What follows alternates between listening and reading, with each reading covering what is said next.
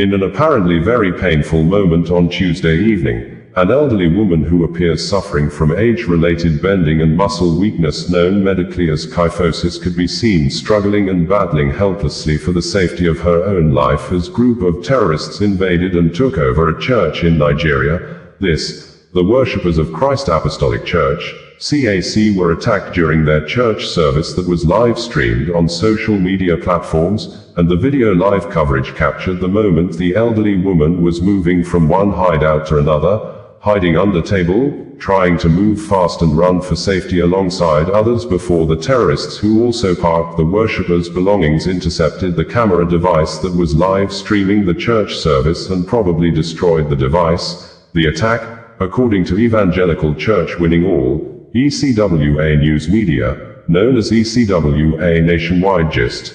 The attackers were Islamic terrorists and they invaded the church located at Eruku community, a border town with Kogi State in the Ekiti local government area of Kwara State around 5 p.m. on Tuesday evening, killing 3 worshippers at the spot and kidnapped several Christian worshippers in the church including the presiding pastor. The ECWA News Media has reported in recent days that the attacks on Christian communities in Nigeria is growing almost higher on daily basis, specifically stating that Reverend Father Bobby Pascal, parish priest of St. Stephen Parish in Kushgaju, Kagako local government area, Kaduna State, was kidnapped by Islamic terrorists in the early hours on Monday, November 17, 2025. In addition, the ECWA News Media also published image of 12 residents including an ECWA pastor that were kidnapped by Islamic terrorists last week at the Gidanwaya community in Lere local government area of Kaduna State. The safety of the elderly woman is yet to be ascertained as at press time, as the Kwara State Police Command of the Nigeria Police Force described the successful terrorist act as an attempted bandits attack, according to Sahara Reporters News Media. Eyewitnesses reported that the attackers came in suddenly, shooting sporadically, and gathered some worshippers, including the pastor, and marched them into the bush. The exact number of abducted victims remains unknown, but residents say the attackers fled through bush paths linking neighboring communities.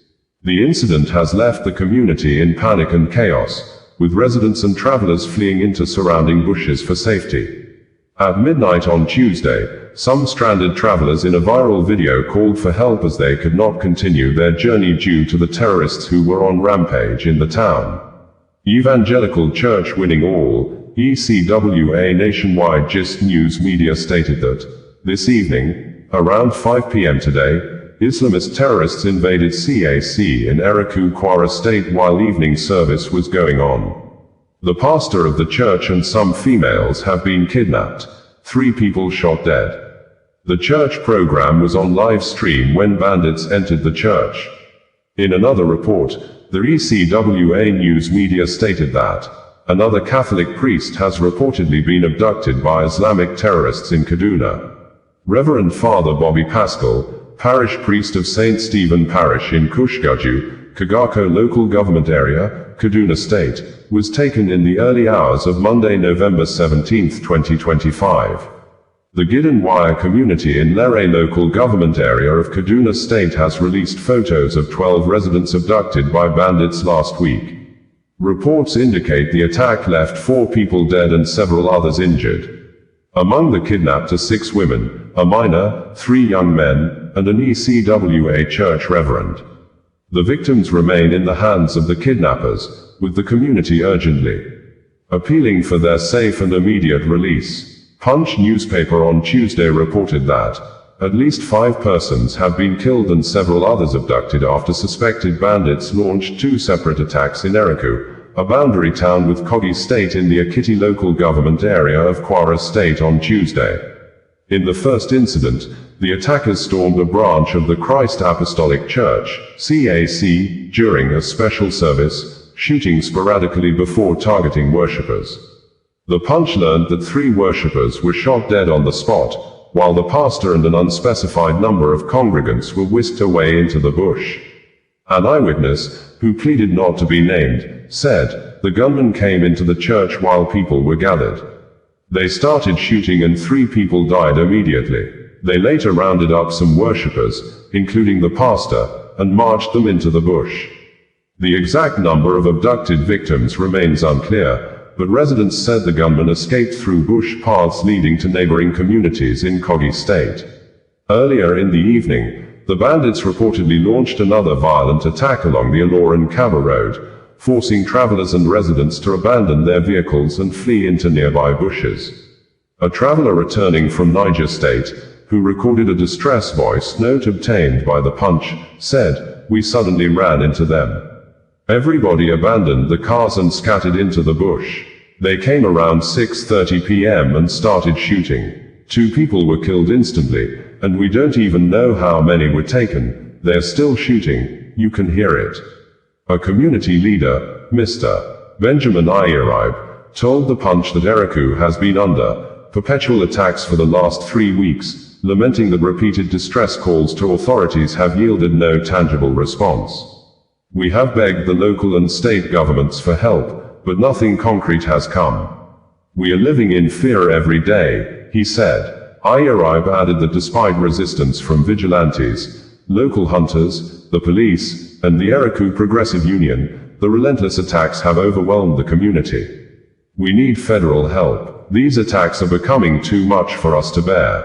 We are pleading with the president to intervene urgently," he said. Sahara Reporters News Media also reported that the Kwara State Police Command has confirmed a terrorist attack in Eruku town, which occurred around 6 p.m. on Tuesday, November 18th. According to a statement released by the police public relations officer, SP Adeto Nigere Adeyemi, the divisional police officer, DPO, of Eruku and his team, working alongside local vigilantes, responded swiftly to the sound of gunshots from the outskirts of the town. She noted that the combined security effort reportedly forced the assailants to flee into the bush. The statement read, "The Kwara State Police Command confirms an attempted bandit attack in Eruku, which occurred at about 1800 hours of today, the 18th of November 2025. The DPO Eruku and his team of police operatives, in collaboration with vigilantes, swiftly responded to the sound of gunshots emanating from the outskirts of the town, prompting the hoodlums to flee into the bush. Upon thorough search of the area, one male victim, Mr. Aderemi, was discovered fatally shot inside the Christ Apostolic Church, Oke-Asegan, while one Mr. Tunde Asaba Ajayi, another victim of fatal gunshot, was found in the bush.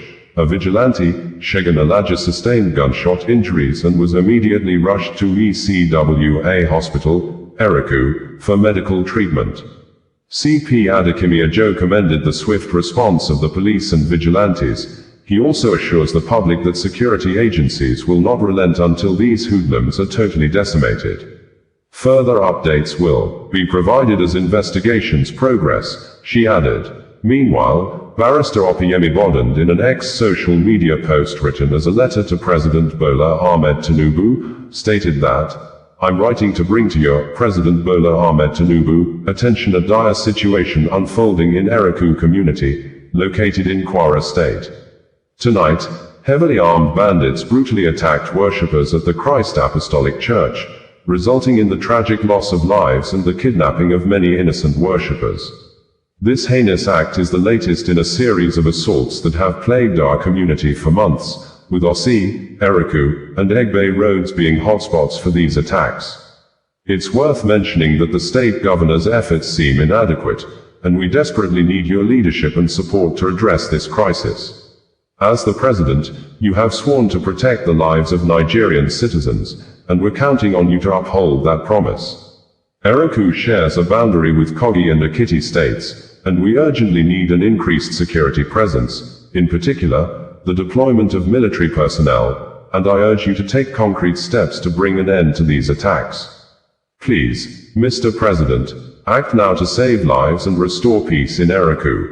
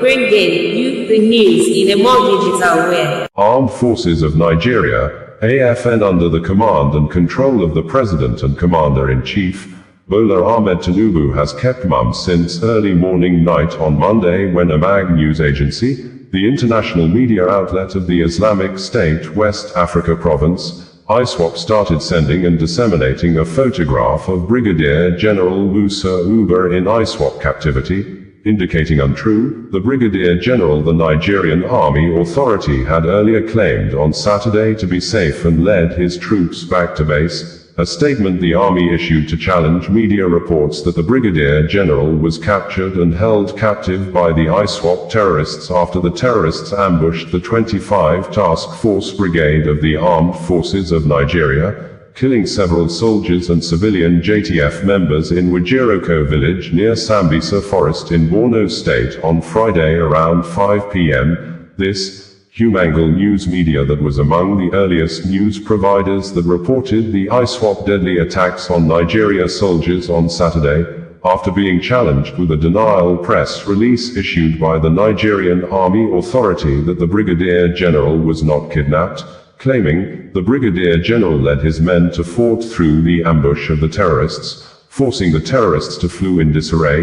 Humangal on Monday early morning published a news report and insisted that the Brigadier General was in ISWAP captivity. According to Humangal, it was already in possession of a photograph showing the Brigadier General in ISWAP captivity, but, due to its editorial policy, it would not publish the image. Soon, the image of the kidnapped Brigadier General became available to some media through a MAG news agency publication that claimed that the Brigadier General was executed shortly after being interrogated by the ISWAP terrorists. The MAG only presented a photo evidence of the Brigadier General being captured, but any material evidence, if the Brigadier General has been killed, was not provided, following the apparent unfortunate development in the Nigeria Army community. Former Vice President of Nigeria, Atiku Abubakar on Monday in a statement personally signed called on President Bola Ahmed Tinubu to admit incompetence and the president should either ask for help or tendered a letter of resignation immediately.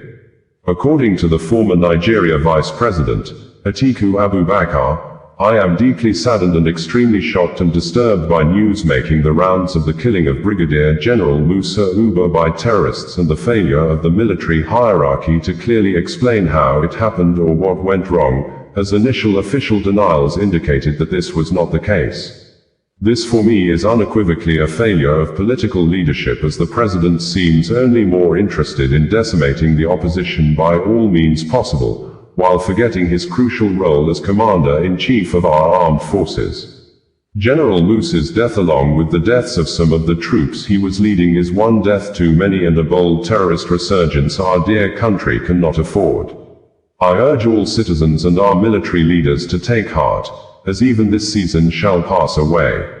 To Mr. President, the security of the lives of our people is your primary responsibility, and you must live up to it or be humble enough to admit incompetence and either ask for help or resign.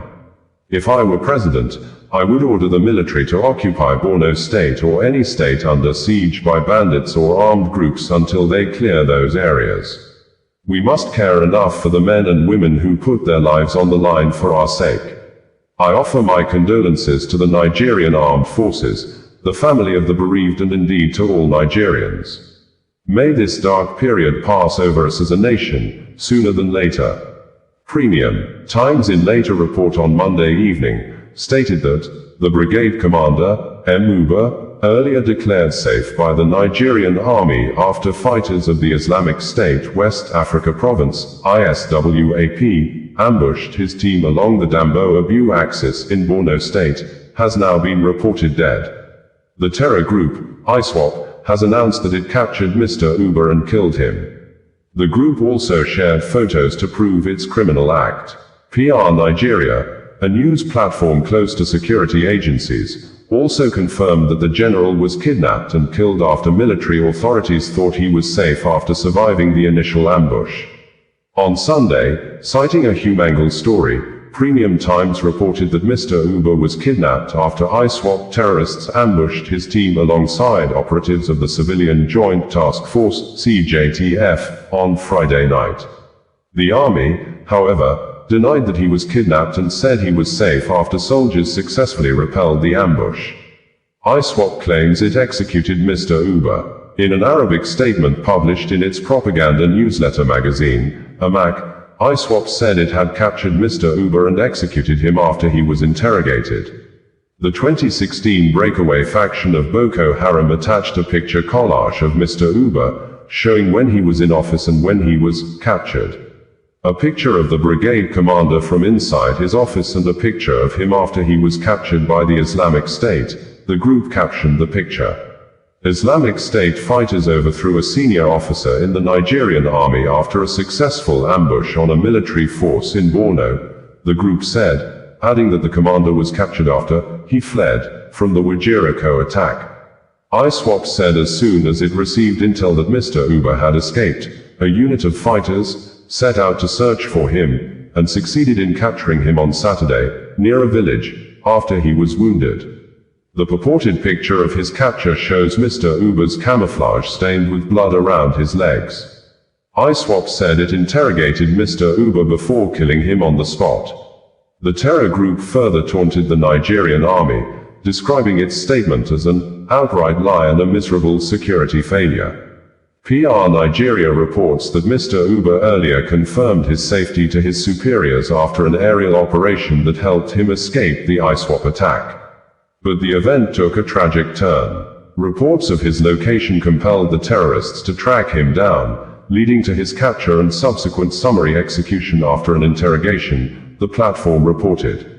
Mr. Uba's killings, according to experts, marked the first time the insurgents would kill an officer with such a high rank. His killing was blamed on insecure military communications within the Northeast Theater, PR Nigeria reported. Humangle, in an earliest news report on Monday morning, stated that the Nigerian Army's statement that Brigadier General M. Uba, the Brigade Commander 25 Task Force Brigade, successfully led troops back to base after an ambush last Friday, November 14th, in the Damboa area of Borno State, northeastern Nigeria, has been challenged by an exclusive, verified image obtained by Humangle. The image shows the senior officer alive but held by insurgents, contradicting the military's official account. The ambush by ISWAP fighters on a joint military and civilian joint task force, CJTF, convoy on View Road resulted in the deaths of several soldiers and CJTF members, with the general's whereabouts initially reported as unknown. Humangle's early report cited sources on the ground who said the general was abducted during the attack. We later reported that he had escaped on foot and returned to base, after several security sources insisted on this. The Nigerian Army also issued a statement denying the abduction, insisting the general had safely led his men back to base and that the incident was an ambush, causing casualties but no kidnapping. However, the military provided no evidence to back this claim at the time. A verified image Humangle has seen shows the commander in the custody of ISWAP insurgents, with a gunshot wound to the leg. Verification was carried out through detailed frame analysis, geolocation cross-checking, and confirmation from independent security sources familiar with the region and the incident. The image, shortly after the ambush, shows the general surrounded by armed fighters, appearing fatigued but alive. Humangle, in line with our editorial policies, has made the editorial decision not to publish the picture. This new evidence directly challenges the Army's public statement, highlighting a significant discrepancy in the information being shared about frontline realities. The contradictory accounts raise concerns about communication gaps within the military and the potential consequences of misinformation for public trust and operational security. The capture of a serving commander marks a rare and serious development in the ongoing conflict with insurgent groups in Nigeria's northeast. In recent months, ISWAP has intensified attacks around Damboa and the wider Borno region, escalating the dangers faced by both military personnel and civilians. Security analysts who reviewed the image described the abduction as both an operational setback and a symbolic blow to Nigerian forces fighting the insurgency. Families of soldiers deployed in the area have expressed frustration and anxiety over the conflicting reports about their loved ones' safety. Efforts to secure fresh comments from the Nigerian Army have been ongoing, but as of publication, no new statement has been issued addressing the emerging evidence. Bringing you the news in a more digital way. United Nigeria Airlines confirmed in a statement issued a few minutes ago that two popular Nigeria social media influencers, Martins Vincent Otts aka Veridagman and Freedom Ok-Petritz-Atsboy aka Mr. Jollof were deplaned and handed over to Asaba International Airport Police Authority for investigation after the two celebrities goes physical with each other inside the United Nigeria Airlines aircraft as the plane was about to depart from Asaba to Lagos early morning on Monday. In a press release issued and made available by the airline's public relations officer, Chibuike Uloka, the United Nigeria Airlines, confirms that an altercation occurred between two passengers, identified as Martins Vincent Otts, Veridagman, and Freedom Ok-Petritz-Atsboy, Mr. Jollof, during the boarding of Flight UNO 523 at Asaba International Airport on the morning of the 17th of November 2025. In full compliance with global aviation safety protocols, our crew responded immediately and professionally to de-escalate the situation. Both passengers were deboarded without delay to ensure the safety, comfort, and security of all other passengers and crew members. They were subsequently handed over to airport security for further investigation. United Nigeria Airlines places the highest priority on safety and maintains a zero-tolerance policy for any conduct that threatens the security or well-being of passengers or crew. After all standard procedures were completed, the flight departed safely while the passengers involved in the altercation were still with the authorities. We remain firmly committed to providing a safe, respectful, and secure travel experience across our network.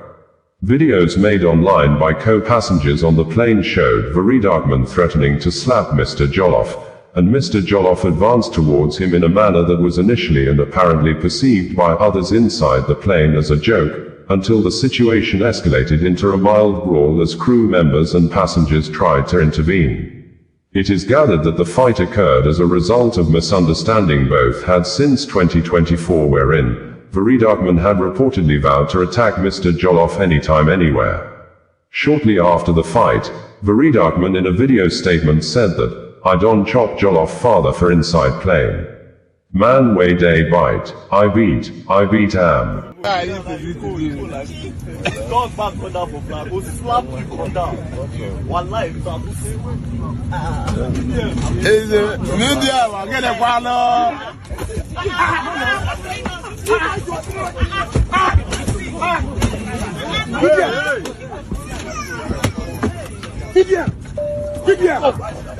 Give them wine. Give them wine. Give them. Give them.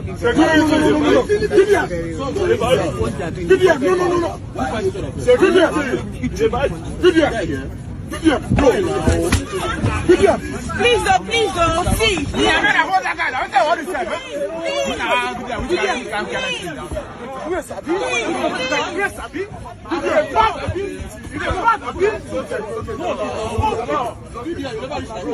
I don't understand you.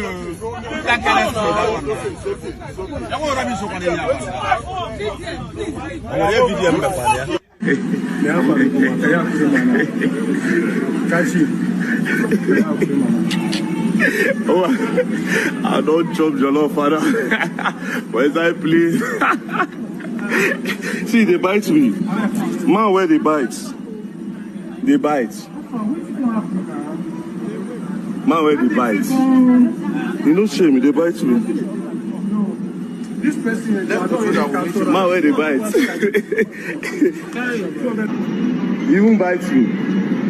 Man, where they bite?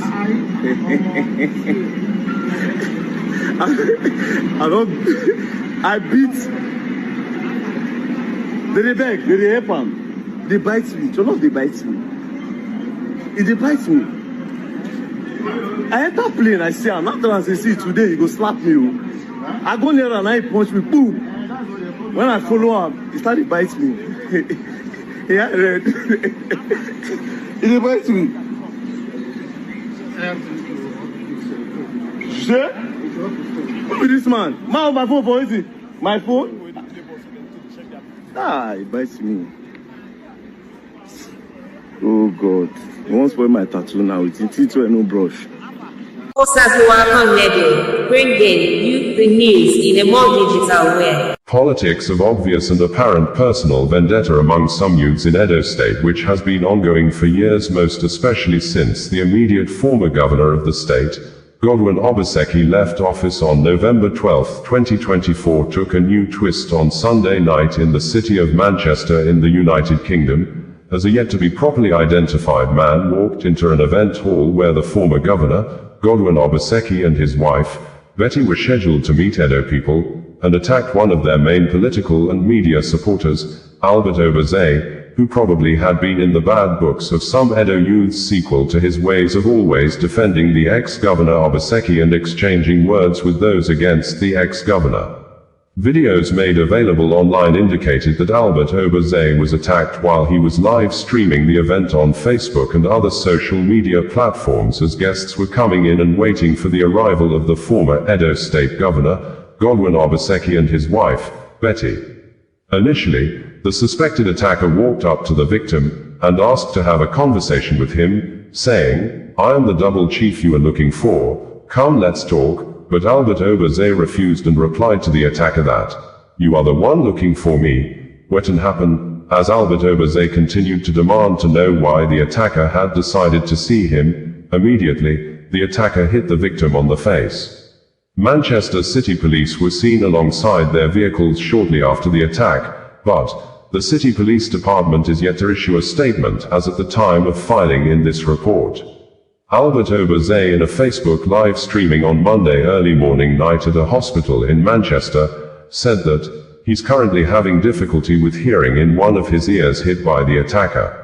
On November 5, 2025, while on live Facebook video streaming, Albert Obaze had raised alarms of act of possible threat to his life by a man simply identified as Double Chief of Manchester, who he said had threatened to beat him repeatedly if he visited Manchester to attend and organize the Obaseki thank you visit to his supporters. Also during the live video, Albert Obaze narrated how he was almost attacked by some Edo youths in Italy, thus described some Edo youths abroad as people who always act like animals. Before now, Albert Obaze may have faced a lot of threats of possible attacks issued by some Edo youths who also see him as an enemy of the Benin monarch following the controversies surrounding the establishment of Museum of the West African Art, MOWA, in Edo State, which some youths protested and prevented the commissioning of the multi-billion naira cultural hub last Sunday, an act which led to foreign guests being escorted to safety by the Nigeria police force team personally led by the Edo State Police Commissioner. The continued verbal attacks and insults on Albert Obaze and his family, especially his biological parents, in reactions to the political aide statements over the controversies surrounding the MOWA establishment, made his younger brother, Smart Obaze, to issue a video statement in recent days and insulted his younger brother's principal, ex-Governor Godwin Obaseki, for allegedly endangering his brother's life and bringing all manners of insults to their family, even when his elder brother, Albert Obaze, was never given any political position during his 8 years as governor of Edo State. Smart Obaze asked why must it always be his brother, Albert Obaze, defending and receiving insults because of Obaseki. Why the Obaseki's family not coming out to defend the ex-governor? Ex-Governor Godwin Obaseki became an issue of concerns for some youths in Edo State after some of the youths in the state tagged the ex-governor as betrayal, saying they were the ones that helped Obaseki to power, but after taking over as Edo State Governor, Godwin Obaseki abandoned them and allegedly brushed them aside in the scheme of things, especially in the area of tax collections from traders and commercial drivers. During the time of Godwin Obaseki, the governor put a stop to manual collection of taxes from traders and commercial drivers, and made the method of tax collections electronically. As such, some youths who violated the governor's directives were arrested and detained for days. Some of the arrested and detained youths were members of the governor's former political party who believed they were the ones that helped Obaseki to power during his first tenure as governor of the state in the South-South geopolitical zone in Nigeria.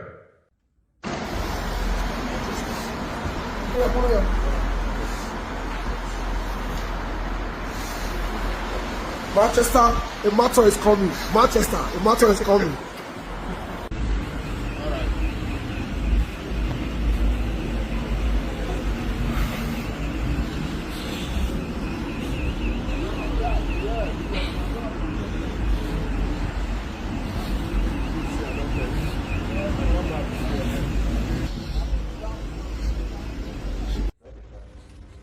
Oh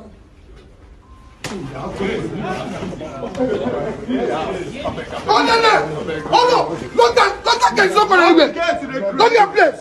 Lock the gate. I'm gonna kill you. Lock your place. Kill you. Lock your place. I'm gonna kill you. Lock your place. I come on here. You're crazy.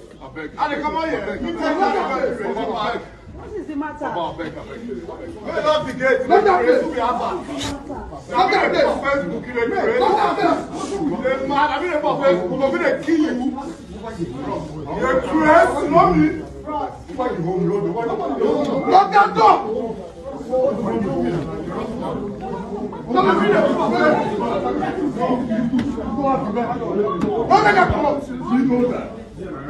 Do you know you don't have the right to hold me? Tell me that you don't have the right to hold me. You're not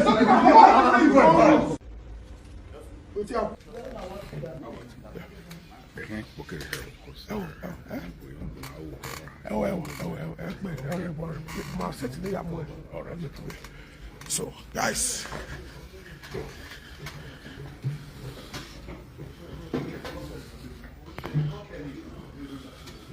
so for those struggling with the location, watch this video. So, it's not a hidden event. Hey, my data. I agree to. Maybe double chief of my. I agree to. I did final. Now maybe double chief for you the fire. I agree to. More talk. I agree to. More talk. I agree to though. What's happening? You say they find me now. I say they find you. Are you they find me? I don't see you. Are you they find me? More good talk. Are you they find me? More good talk. What's happening? Who goes? What's happening? What's happening?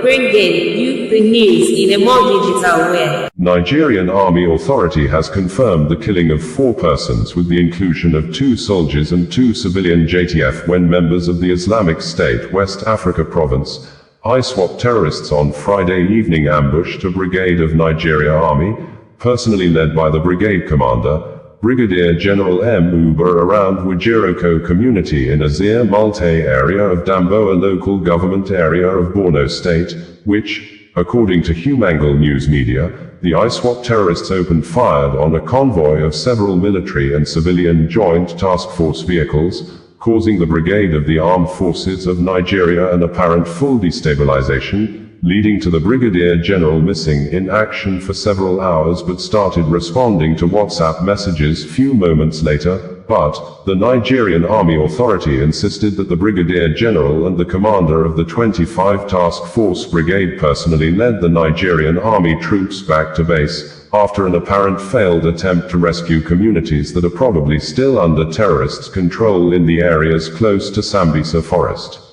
According to Lieutenant Colonel Apollonia Anil, the acting director of the Nigerian Army Public Relations, in a statement issued on Saturday, troops of 25 Task Force Brigade, on routine patrol to secure communities around Wajiroko in Azir Malte, Damboa local government area of Borno State, came under a sudden and heavy insurgents' fire while returning from a successful patrol within the fringes of Sambisa Forest.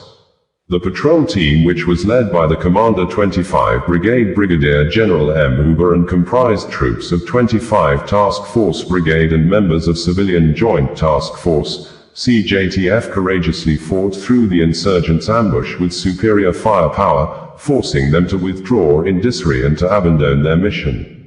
During the encounter, 2 brave soldiers and 2 heroic CJTF members paid the supreme price while on active service to the nation.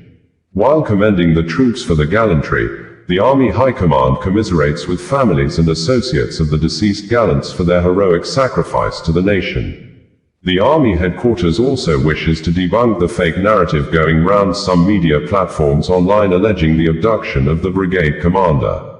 The general public is hereby advised to disregard the fake news regarding the incident while praying for the continuous success of our gallant servicemen and women. The Chief of Army Staff, Lieutenant General Wajiroko, Nigerian Army Medal, salutes the uncommon bravery, resilience and sacrifice of the gallant troops who have continued to operate in one of the most dangerous theaters of conflict on behalf of our dear nation. Their unflinching commitment, even in the face of grave danger, remains a powerful reminder of the daily sacrifices being made by our gallant servicemen and women to keep Nigeria safe. Humangle in its news publication had reported that an attack from members of the Islamic State West Africa Province, ISWAP, occurred around 5 p.m. yesterday near Sabongari in Damboa local government area, Borno State, northeastern Nigeria. The terrorists, concealed along the route, opened fire on a mixed convoy of soldiers and members of the Civilian Joint Task Force, CJTF, killing 2 soldiers and 2 CJTF personnel. A CJTF member stationed in Nzula, close to the attack site, told Humangle that the convoy was moving in the direction of Bongri when it was intercepted. It was on the Bew Road, he said, requesting anonymity for safety reasons. The convoy consisted of the military and members of the CJTF. A resident of Damboa, familiar with the movement of the convoy, said it departed the town around 2 p.m. with 2 Hilux vehicles, 2 armored personnel carriers, and several motorcycles. The terrorists killed 2 soldiers and 2 CJTF, he said.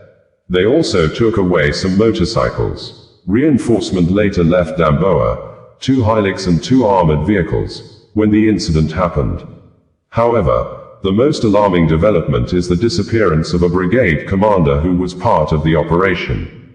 A senior CJTF member in Damboa, who witnessed the convoy's departure, confirmed the situation. We don't know where he is at the moment, but he responds to WhatsApp messages. The commander was able to return on foot after missing for several hours in what is being described as an escape from the attackers. This is the first time since the start of Nigeria's counterinsurgency campaign that a serving general directly engaged on the front line went missing for a while in an ambush. The development raises concerns about the sophistication of recent ISWAP attacks and the increasing risks faced by senior officers deployed to volatile areas.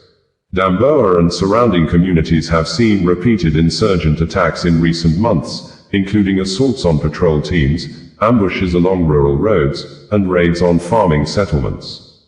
Residents say the attack underscores the persistent insecurity along major roads despite years of military presence. We were unable to obtain responses from the Nigerian military at the time of press. They had also not issued an official statement. Bringing you the news in a more digital way. President Volodymyr Zelensky has ordered the new Prime Minister of Ukraine, Yulia Sviridenko, to involve law enforcement agencies including the anti-corruption police in the mass audits of Ukraine's state-owned companies. Zelensky, who gave the order this week while in one-on-one meeting with the female Prime Minister, said, "The law enforcement agencies of Ukraine must take immediate action based on the outcome or results of the audits being initiated by Yulia Sviridenko, the current Prime Minister of Ukraine, who assumed office on July 17, 2025, after being confirmed by the Verkhovna Rada, meaning Ukraine's parliament, following President Volodymyr Zelensky's nomination of Sviridenko as part of a major government reshuffle, replacing the previous Prime Minister, Denis Shmyhal, who became the new Minister of Defense, and Sviridenko previously served as the first Deputy Prime Minister and Minister of Economic Development and Trade. The new position made her the second woman in Ukraine's history to hold the position of Prime Minister. Meanwhile, during the week, Zelensky also announced that the Nordic countries, Denmark, Finland, Iceland, Norway, along with other Baltic-friendly countries of Ukraine, have decided to commit an additional $500 million to the prioritized Ukraine requirements list, Pearl Initiative, a NATO-led initiative to expedite the supply of critically needed US-manufactured weapons to the country, which, Zelensky said, will be of a substantial help. In a number of statements during the week, Zelensky said, "I had a meeting with the Prime Minister of Ukraine. First and foremost, we focused on the situation with recovery efforts in the regions after the Russian strikes. Repair crews are working almost around the clock wherever needed, and the necessary resources have been deployed. We are increasing our reserve of equipment, and work with partners on this issue is constantly ongoing. Julius Sveridenko also reported on the implementation of support programs for frontline and border communities. We are ensuring the necessary funding. Starting tomorrow, a new winter support program for our people will be launched. Government officials will present all the details publicly. Last year, more than 14 million Ukrainians benefited from winter support, and we expect no smaller scale this winter. The Prime Minister reported on the launch of audit processes in state-owned companies. We agreed that the audits must be conducted promptly, and all results must be forwarded to law enforcement and anti-corruption agencies for appropriate action. Personnel decisions will follow based on the findings. I also instructed that Ukraine's key partners be promptly informed about the audit outcomes and related decisions. Transparency in state-owned companies and the elimination of any schemes must be guaranteed. We also discussed personnel changes in the government. The Prime Minister of Ukraine will propose candidates for the posts of Minister of Energy and Minister of Justice. Last night, Patriots performed well, successfully intercepting Russian ballistic missiles. Yet we still need considerably more forces, systems, and compatible missiles to protect lives. This week, the Nordic countries, Denmark, Finland, Iceland, Norway, along with our Baltic friends, decided to commit an additional $500 million to the Pearl Initiative, which will be a substantial help. We are also working on deliveries of other advanced air defense systems and strengthening our aviation. A major deal with France is in preparation and will be finalized soon, a historic agreement. We are setting up a deal with Greece as well, on energy to maximize options for gas supplies to Ukraine, both for this winter and strategically for the long term. Agreements with various European countries, from Norway to Greece, will ensure our state's gas supply guarantees. I thank all partners who are helping. I held a video conference with the heads of all Ukraine's diplomatic missions.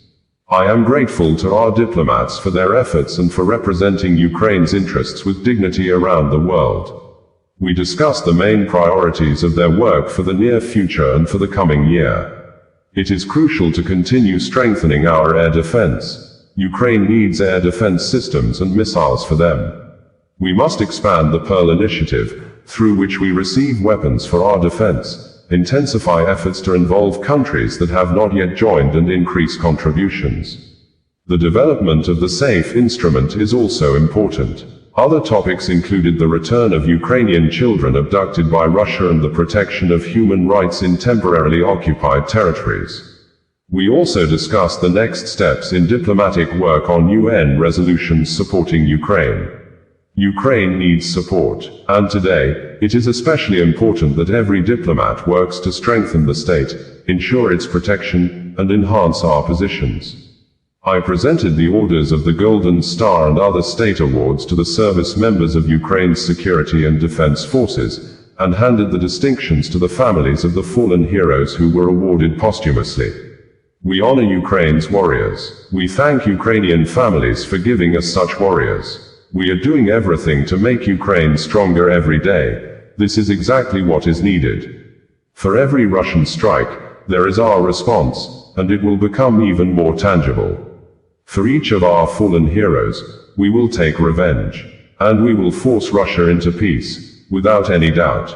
The day will come when this war ends, and when we guarantee real security for all Ukrainian children and for all our generations. We must guarantee Ukraine a life without war. Thank you to everyone who is bringing this day closer. And we will always honor the memory of all our people, all our heroes of different times who gave their lives so that Ukraine could live.